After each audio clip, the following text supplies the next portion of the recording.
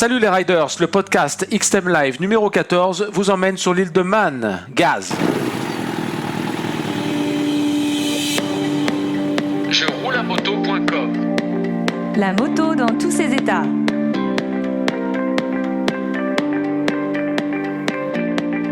L'île de Man, capitale Douglas, 88 700 habitants, les Manois et Manoises. Une île principale et quelques îlots dans la mer d'Irlande qui se trouvent à égale distance des côtes anglaises, écossaises et irlandaises.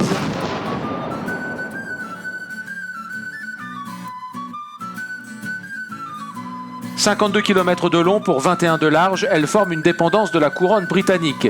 L'île n'appartient ni au Royaume-Uni ni à l'Union européenne, mais relève directement de la propriété du souverain britannique, actuellement la reine Elisabeth II, qui agit en qualité de seigneur de Man.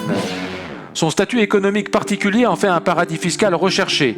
Mais depuis 1907, début juin, des milliers de motards viennent sur l'île pour tenter l'aventure du Tourist Trophy, communément appelé Isle of Man TT, une course de moto disputée sur le modèle d'un contre-la-montre. Tout commence en février 1904. Les courses automobiles débarquent sur l'île. L'Automobile Club de Grande-Bretagne cherche en effet à contourner la nouvelle loi votée par le Parlement qui limite la vitesse et interdit l'organisation de courses sur les routes d'Angleterre. La première course moto sur l'île de Man voit le jour l'année suivante, en 1905, et se dispute le lendemain d'une course de voiture, la 52 Miles Highlands. Mais le parcours est à revoir. La plupart des motos ne réussissent pas à franchir les montées abruptes des montagnes de l'île. J.S. Campbell s'impose en 4 heures, 9 minutes et 36 secondes. Le premier TT officiel se dispute le mardi 28 mai 1907, sous l'appellation International Autocycle Tourist Trophy. 10 tours du St. John's Short Course de 15 miles et 1470 yards, soit 24,5 km au programme. The Isle of Man TT races are without doubt the most famous motorcycle racing event in the world.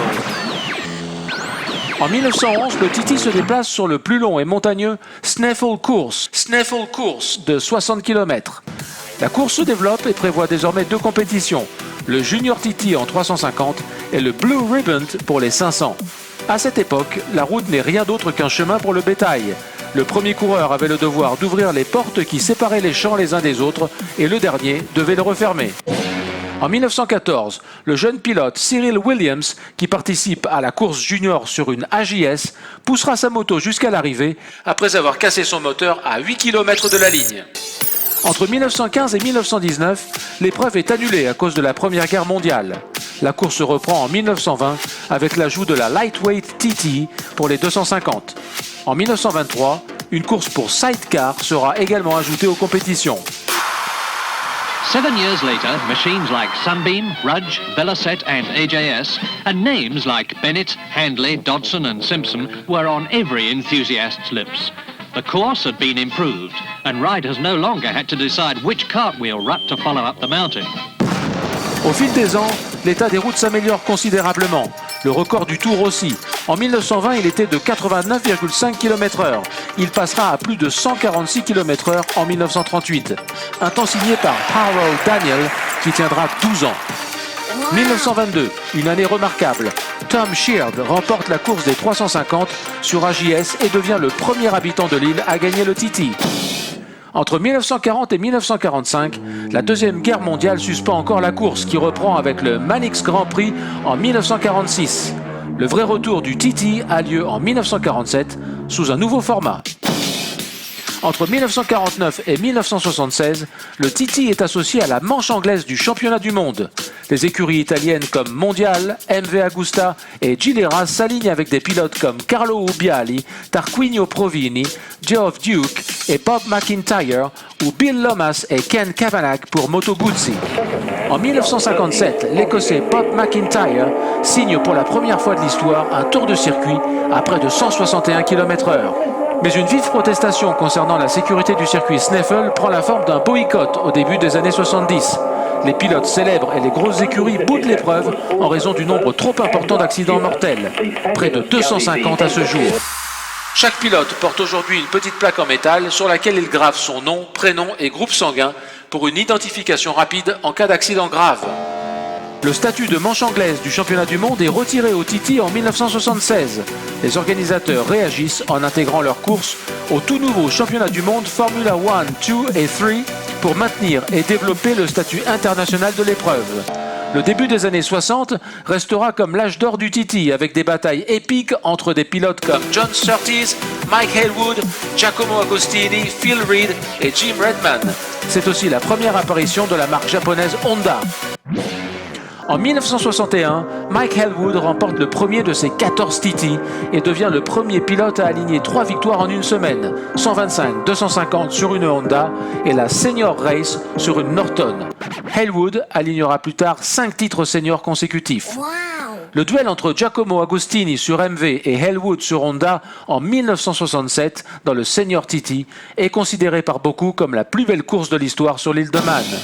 Entre 1965 et 1972, Agostini réussit à gagner 11 courses, mais en 1967, Haywood pousse le record du Tour un cran plus haut à 175 km/h. Il tiendra 11 ans avant d'être battu par Mike Grant sur Kawasaki à 176,7 km/h.